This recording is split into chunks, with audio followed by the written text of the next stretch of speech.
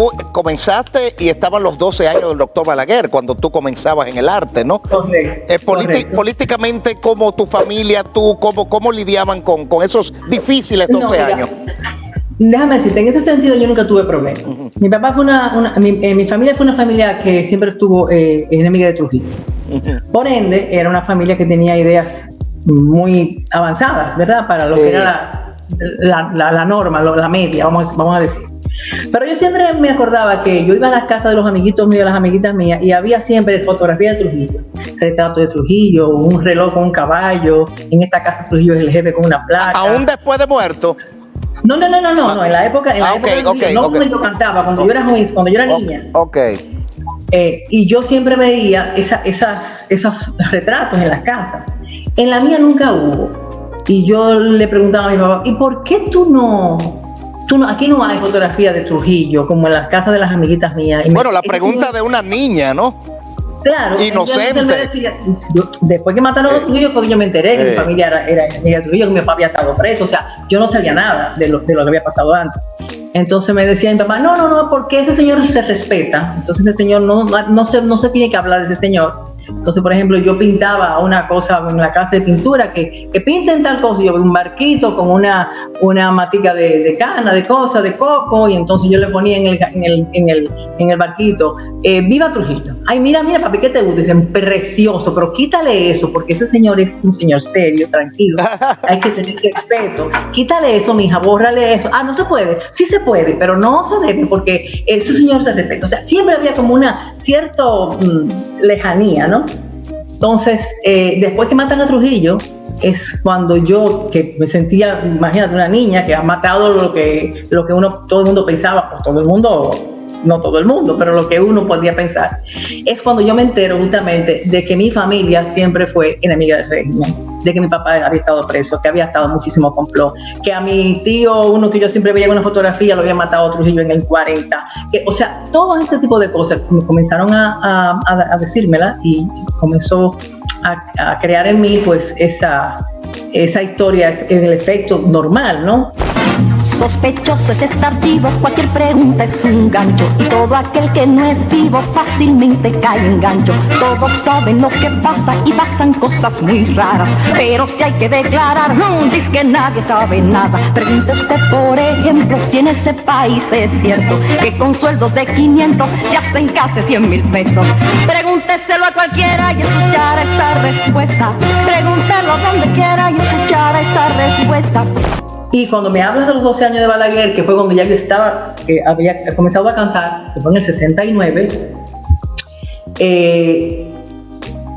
nunca en mi casa fueron balagueristas, como yo nunca fui balaguerista. Entonces uno siempre se decidió hacer su vida, su creencia política de otra forma. Como yo siempre digo, que yo siempre he estado como en la otra acera, no en la que está gobernando, menos ahora, tú ves que en algún momento me tenía que tocar. Digo que siempre, mentira, no es siempre, pero que por el hecho de tener esa conciencia, no contemporizaba con una serie de cosas, no sacaba provecho como otros para tener como picoteos, o como se decía en esa época, para tener la aceptación de este grupo de personas. Y nunca me interesó, porque había que hacer una serie de concesiones que yo no estaba dispuesta a hacer. Bien, Cecilia, empiezas en el 69, justamente el año que empieza el show del mediodía, aunque tú no empezaste Claro, en el show del mediodía, aquel show de Mac Cordero, de Jojo Pérez, de Janet Dotel, ya tú entras más adelante, pero en esos 70 sí recordamos programas como 3x3, que fue un clásico, Freddy, Cecilia y Cuquín, ¿no? Que creo, si no me equivoco, que lo hacían desde El Embajador, ¿no?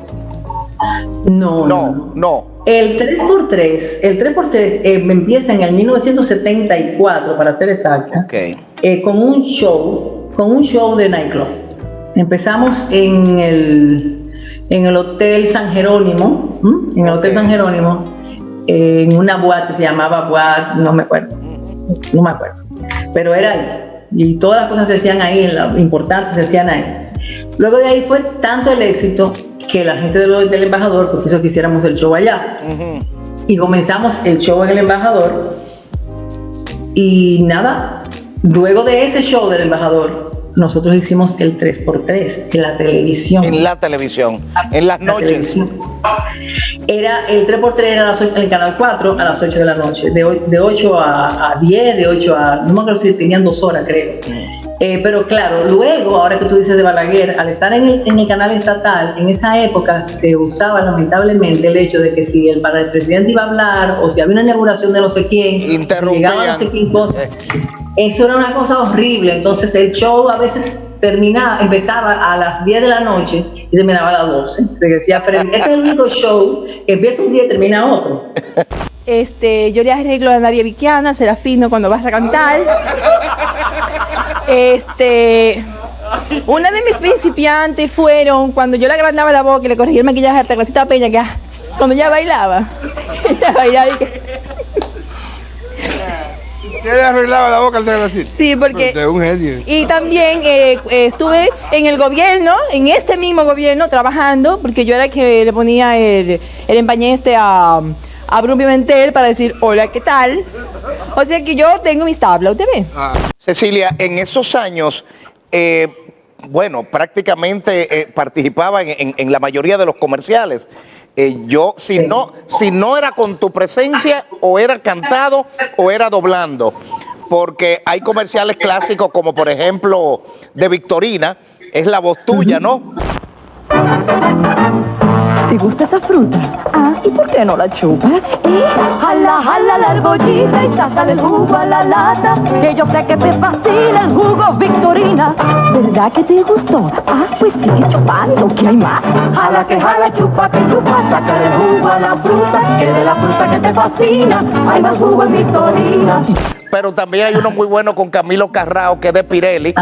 De goma Pirelli. Ay, ¿por qué no lo puede saber el gato? No le des mente a eso, es que yo uso gomas Pirelli con cinturato. ¿Y qué es eso de cinturato? Te lo voy a decir a ti, pero que no se entere el gato. Cinturato es un cinturón de protección que solo Pirelli tiene. Ay, ¿y por qué no lo puede saber el gato? Ay, ¿por qué no lo puede saber el gato?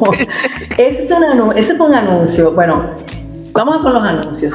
Cuando lo comencé a cantar, que empecé a conocer a gente de la publicidad, a personas creativas de diferentes publicitarias, pues me integraron a ver si yo podía hacer algún anuncio. Me acuerdo que el primer anuncio que yo hice en mi vida fue un anuncio de Cigarrillo Constanza, que casi no tuvo mucha colocación por alguna razón.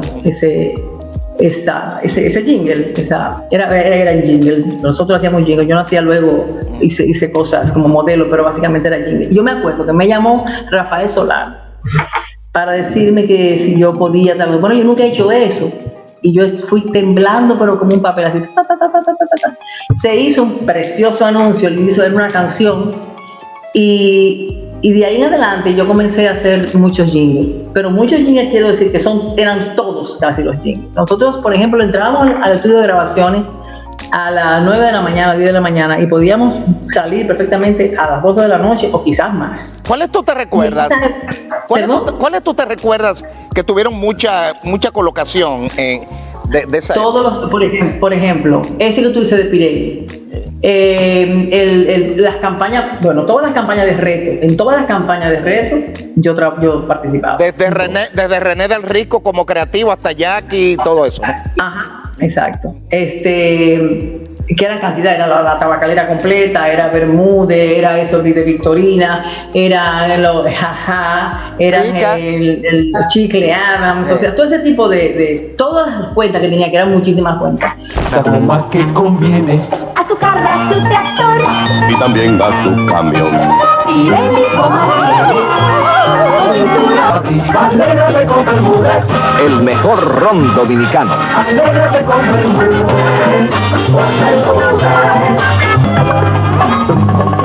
Monte Carlo, y compañero, Monte Carlo. Y yo sí sabía. El whisky, Peter Malcolm, el whisky, el whisky, el whisky. Peter Malcolm. Para el país, es por eso que aquí todos celebramos el 11º aniversario del Monte Carlo. marzo, celebro tu cumpleaños. Feliz. ¡Qué bien! Y entonces lo bueno de esa época era que uno disfrutaba esos jingles, era reunirse con los amigos, ¿entiendes?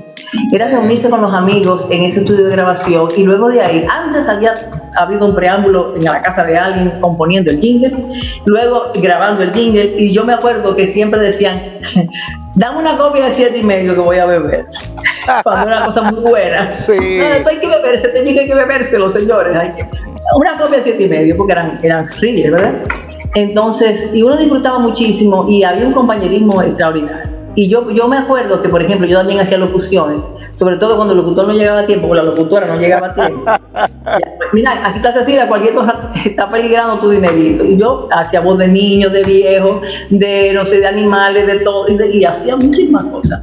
Eso hizo de alguna manera que te diversificaras más, porque Claro. luego como actriz podías caracterizar y bueno, en los doblajes muy bien. Fíjate que hacías niña, o hacías una vieja, o hacías una persona, o sea, podías caracterizar con la voz Correcto. cualquier personaje.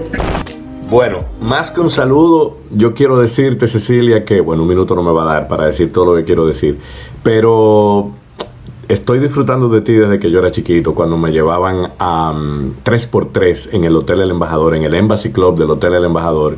Me reía muchísimo, seguí toda tu trayectoria en televisión, era fanático de Cecilia en Facetas, y luego finalmente nuestros caminos se cruzaron en el 20 aniversario del Teatro Nacional, en esa producción que hizo Guillermo Cordero.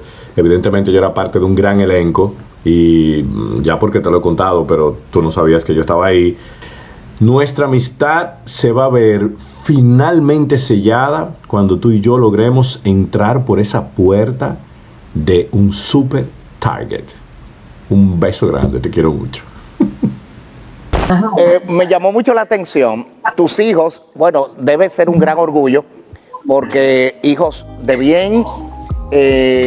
Yo no tengo una relación con ellos, pero sí conozco cómo ha sido su trayecto. Tus hijos son hijos reconocidos que han ido por el camino correcto, además emprendedores, y realmente yo creo que eso te tiene que hacer sentir orgullosa. Pero mira, te quiero contar aquí, como entre tú y yo, como si no hubiesen cámaras ni nada. A mí me tocó la oportunidad de producir el cierre de la Gran Noche del Cambio. Entonces, cuando estaba el asunto de que Cecilia iba a actuar, pero Cecilia no estaba aquí, iba a ser por Zoom, y tenía que ser en vivo. Pero entonces la presentadora es Milagro Germán. Entonces ahí entre el equipo de producción se miran y se sonríen porque, bueno, por un asunto de coincidencia, ambas obviamente en tiempos distintos estuvieron casadas con el mismo hombre, con Atoy de Camps. Y yo me recuerdo que por el apuntador yo le iba marcando a Milagro y le iba diciendo, por ejemplo, ahora toca Cecilia, y ella me dio una sonrisa. Esta mujer ha dicho que sí, que quiere un cambio para nuestro país y que está comprometida con eso. Hacemos conexión desde Miami con la multifacética, la siempre querida Cecilia García. O sea, noté que había como una empatía entre ustedes cuando mucha gente antes le podía poner rivalidad a eso, absurdamente, ¿no? Pero es que hay una cosa muy grande, que mis hijos son hermanos de los de ella. Exacto. Mis hijos son hermanos de los de ella. Entonces, ¿qué pasa? Además, no, la gente tiene que... Bueno, yo siempre he hecho unos divorcios suecos muy buenos. ¿Cuáles son los divorcios suecos?